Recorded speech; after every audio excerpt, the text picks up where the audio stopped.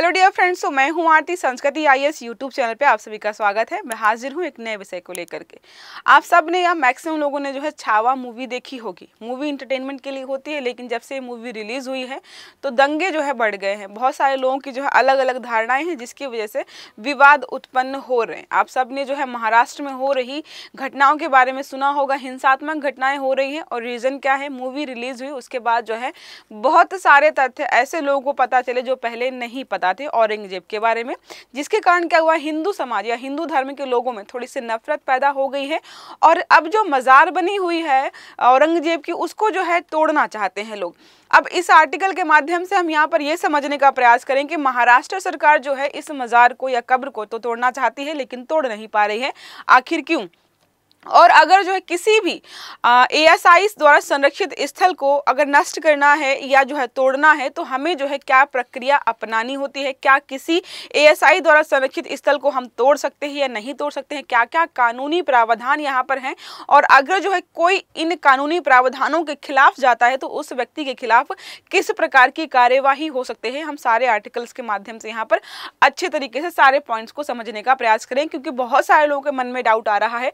आप में से बहुत सारे लोग ये सोच रहे होंगे कि हम इस मजार को या जो है जो भी चीज बनी हुई है उसको हम तोड़ क्यों नहीं पा रहे हैं? ऐसे क्या नियम कानून है जो कि हमें रोक रहे हैं? देखा लिखा है महाराष्ट्र सरकार और औरंगजेब की कब्र, क्या कहता है हमारा कानून और धरोहर संरक्षण अधिनियम। तो हमने क्या बनाया है, उसको एक महत्वपूर्ण धरोहर स्थल बना रखा है उस मजार को, जिसकी वजह से जो है उसको तोड़ना थोड़ा सा मुश्किल लग रहा है, मुश्किल है।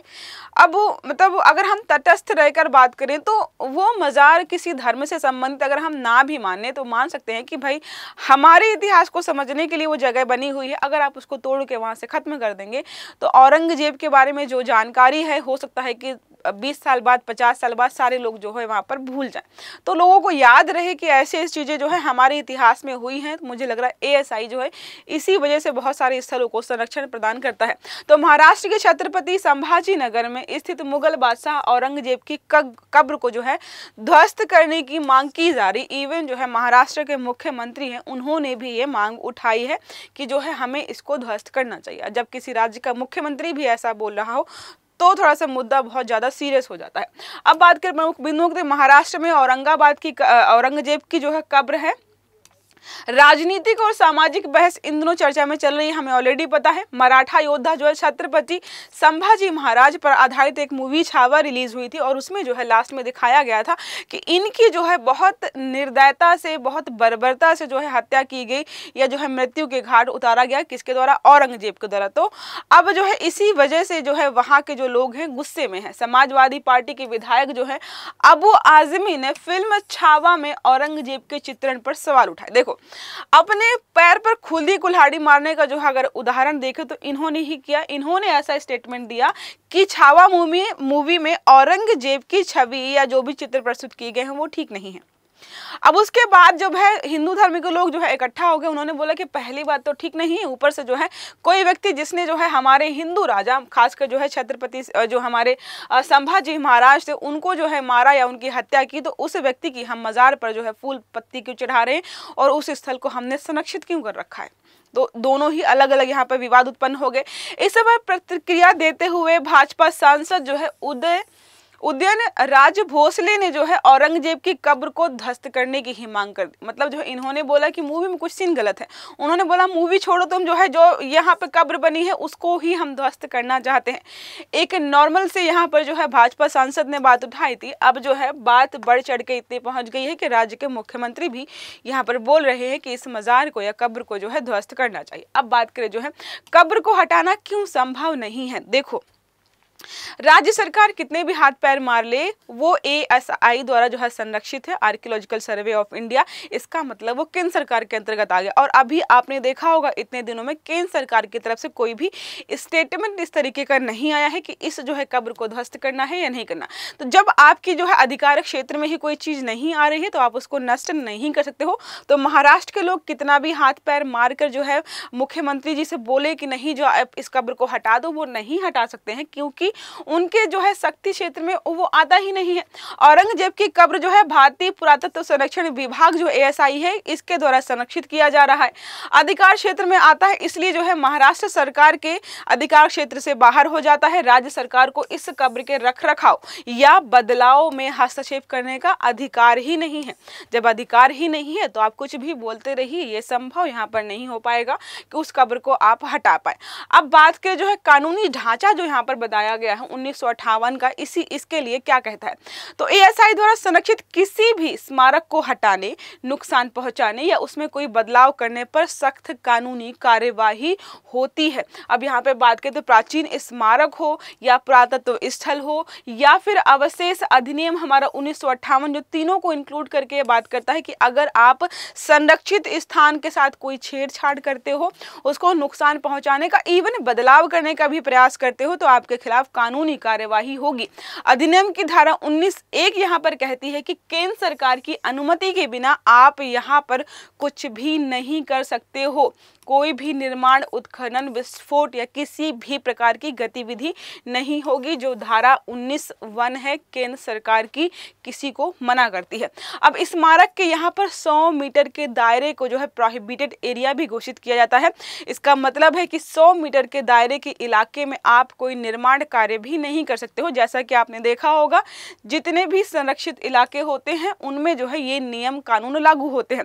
100 से 200 मीटर तक का क्षेत्र नियंत्रित क्षेत्र कहलाता है, जिसको हम रेगुलेटेड एरिया कहते हैं, जहां निर्माण कार्य सरकार की अनुमति से ही संभव हो पाता। देखो, पहला होता है प्रोहिबिटेड एरिया, याद रखना है, कई बार कंफ्यूज करता है, जिसको हम बोलते हैं निषिद्ध क्षेत्र।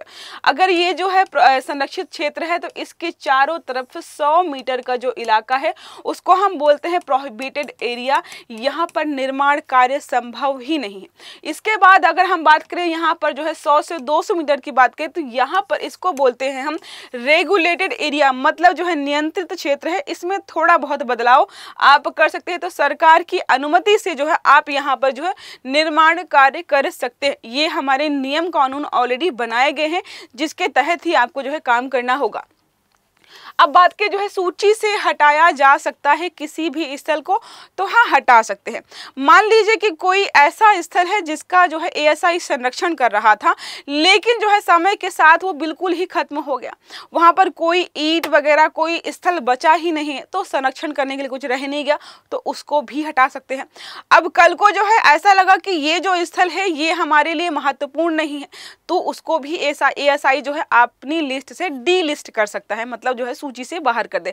अब सूची से अगर बाहर कर दे तो राज्य सरकार उस पर बदलाव करे, उसको ध्वस्त करे या जो भी करना चाहे कर सकती है। तो अगर जो है महाराष्ट्र सरकार को इस क्षेत्र को जो है ध्वस्त करना है, नष्ट करना है या जो भी करना चाहते तो पहले जो है ASI की लिस्ट से इसको बाहर करवाना होगा। अब बाहर करवाने की प्रक्रिया भी ऐसी नहीं है कि आसान है, थोड़ा टफ है। देखिए लिखा है यह अधिकार क्षेत्र केवल केंद्र सरकार के पास ही है, किसी भी राज्य सरकार को यह अधिकार नहीं है कि वो लिस्ट से बाहर करे किसी भी क्षेत्र को। प्रक्रिया जो हमारी है 1958 की जो हमारी है the ancient monuments and archaeological sites and remain act जो हमारा है, धारा 35 कहती है कि यदि केंद्र सरकार की राय में कोई भी स्मारक ऐसा है या स्थल ऐसा है जो अब राष्ट्रीय महत्व का नहीं है।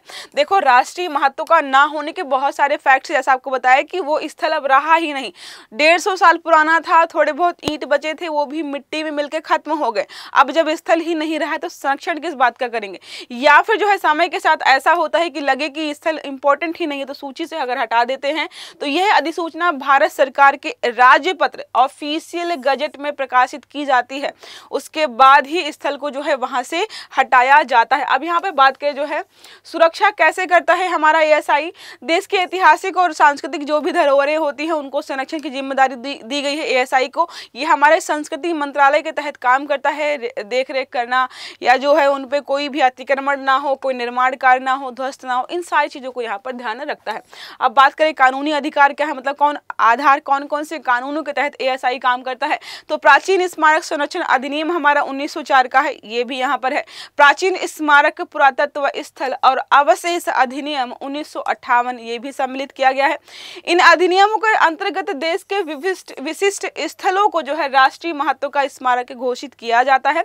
घोषित होने के बाद जो उनको संरक्षण विरासत के रूप में रखा जाता है, जिसमें सम्मिलित हो सकते हैं मंदिर, मस्जिद, दरगाह, चर्च, महल, किले, बावड़ी, शिलालेख, गुफाएं, मकबरे, स्तूप और जो है उत्खनन स्थल, मतलब जो है जो भी ऐसा है जो बहुत पुराना है और बहुत महत्वपूर्ण है, उसको यहाँ पर संरक्षण दिया जाता है। वर्तमान स्थिति की बात करें तो हमारे पास 3697 प्राचीन स्मारक हैं, पुरातात्विक स्थल हैं और अवशेष जो है ASI के द्वारा संरक्षित किए जा रहे हैं। अगर हम बात करें तो मंत्रालय, ये जो हमने रिपोर्ट देखी 3697, ये हमारी है 2024 का डेटा है। एक प्रश्न मेरा आपसे है कि किस राज्य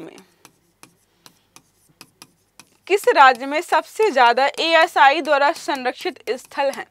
ये कमेंट में बताना है, स्थल किस राज्य में है और कितने हैं। ठीक है, ये 2 चीजें आपको कमेंट बॉक्स में बतानी है। आप गूगल कर लो, सर्च कर लो, चैट GPT से पूछो, जहां से भी पूछना चाहो आप मुझे पूछकर जो है कमेंट बॉक्स में बताइएगा। संरक्षण की प्रक्रिया क्या है? नियमों का पहले तो जगह के जो है निरीक्षण किया जाता है। कानूनी सुरक्षा के अंतर्गत स्मारकों के आसपास की जो भी प्रकार की चीजें होती हैं, खुदाई करना, निर्माण करना, किसी अन्य गतिविधि पर रोक लगा दी जाती है। किसी स्मारक को क्षति पहुंचती है तो ASI स्थानीय प्रशासन और पुलिस प्रशासन के साथ सहयोग करके जो है कड़ी कार्यवाही करता है कि किसने जो है इस जगह को नुकसान पहुंचाया है। अब बात करें ASI की, तो भारत सरकार की एक प्रमुख संस्था है। काम क्या है? जितनी भी हमारी सांस्कृतिक, ऐतिहासिक या पुरातात्विक जो है स्थल होते हैं उनको संरक्षण देने का काम करती है। 1861 में ब्रिटिश जो है पुरातत्वविद जो है अलेक्जेंडर कनिंगम द्वारा जो है इसकी स्थापना की गई थी। कब? 1861 में इसकी स्थापना की गई थी। प्रमुख कार्य क्या है? राष्ट्रीय महत्व के जो भी स्मारक है संरक्षण देना, पुरातात्विक स्थल कोई मिलता है उसका उत्खनन करना, अनुसंधान करना कि यहाँ पर जो चीजें हैं वो सही हैं या नहीं है, सांस्कृतिक संपत्ति की पहचान और उन्हें सूचीबद्ध करना, इसके अलावा संरक्षित क्षेत्र जो भी है उनकी देखरेख करना, उनके आसपास जो है अवैध निर्माण ना हो इसको जो है ध्यान में रखना, भारतीय विरासत को प्रोत्साहित करना और संग्रहालय और अभिलेखों का जो है संचालन करना, ताकि हम और भी बेहतर तरीके से इनको जो है बेहतर तरीके से रख पाएं। और ऐसी जगहों पर जो है टूरिस्ट भी अट्रैक्ट होते हैं, घूमने आते हैं, तो हमें जो है इनकम भी यहाँ पर जनरेट होती है। 1904 का जो अधिनियम हमारा है, भारत में जो है ब्रिटिश भारत में पारित हुआ पहला कानून था। जब ब्रिटिशर्स यहाँ पर थे तो पहला कानून था जिसका उद्देश्य था कि देश की जो भी ऐतिहासिक विरासत है उसका हम संरक्षण कर पाएं। तत्कालीन वायसराय की बात पूछें तो लॉर्ड कर्जन है, कई बार जो है पूछ लेता है कि जिस समय ये जो है नियम कानून लागू किए गए थे उस समय जो है वायसराय कौन थे, नाम पूछता है तो हम कंफ्यूज होते हैं। मुख्य प्रावधान हमें पता है, यहाँ पर सरकार को अधिकार दिया गया कि किसी स्मारक को संरक्षित स्मारक घोषित किया जा सकता है या नहीं। यहाँ पर स्मारक के स्वामी के साथ समझौता करना और उसका रखरखाव करने की भी बातें की गई थी। स्मारक को संरक्षित करना या तोड़ना जो भी नियम कानून है सारे यहाँ पर बताए गए हैं। सरकार को अधिकार था कि वो स्मारक की सुधार, मरम्मत और संरक्षण का प्रस्ताव, मतलब जो भी चीजें हैं अपने हाथ में ले पाए। अधिनियम जो है स्मारकों के स्वामित्व को प्रभावित नहीं करता है, लेकिन संरक्षण हेतु सरकारी नियंत्रण का प्रावधान, मतलब जो है यहाँ पर बोला गया कि अगर कोई मंदिर है और उसके कोई ट्रस्टी है, उसके कोई ऑनर है, तो ऑनरशिप चेंज नहीं होती, ऑनर वही रहते हैं। हाँ, वहाँ पे कोई चीज़ बदलाव करनी है, कोई चीज़ नई ऐड करनी है, कोई चीज़ हटानी है, वो सारे काम जो है सरकार इस कानून के तहत यहाँ पर कर सकती है। जैसे हमने बात की औरंगजेब का, जो औरंगजेब की कब्र है, अगर वहाँ पर चाहे तो हो सकता है कि कब्र को नष्ट ना करके उस कब्र को वहाँ से हटा दिया जाए, या जो है कल को हो सकता है उसको बदल दिया जाए किसी और प्रकार के संस्थान में या किसी और प्रकार के स्थल में जो आम जनता के लिए इस्तेमाल होने लगे। तो बहुत सारे यहाँ पर जो हैं एक तरीके से प्रोस्पेक्ट्स हैं कि हाँ इस चीज़ के साथ कुछ कर सकते हैं। एक प्रश्न हमारा है, अमासर अधिनियम, मैं शॉर्ट में ही बोल रही हूँ, AMASR जो है, अमासर अधिनियम 1958 के अंतर्गत किस संस्था को ऐतिहासिक स्थलों के संरक्षण की जिम्मेदारी दी गई है? भारतीय भू सर्वेक्षण विभाग, भारतीय पुरातत्व सर्वेक्षण, भारतीय राजस्व विभाग या राष्ट्रीय अभिलेखागार? कौन सा ऐसा है जो कि हमारे जितने भी ऐतिहासिक स्थल हैं उनका संरक्षण का कार्यभार संभालता है? तो ये रहा 84 आर्टिकल। आई होप आपके बहुत सारे डाउट्स यहाँ पर क्लियर हो गए होंगे कि जो है वो कब्र वहाँ से क्यों नहीं हटाई जा पा रही है, अगर हटाई जानी है तो क्या क्या नियम कानून है जिसके तहत गुजर कर आप जो है इन या इस कब्र को हटा सकते हो। तो अगर आर्टिकल आपके लिए मददगार रहा हो, बहुत सारी चीज़ें सीखने को मिली हो, तो वीडियो को लाइक करना नहीं भूलना है, चैनल को सब्सक्राइब करिएगा ताकि जितने भी हमारे वीडियोज़ हैं सारे समय पर मिलते रहें। अच्छे से पढ़िएगा। Have a good day. Thank you.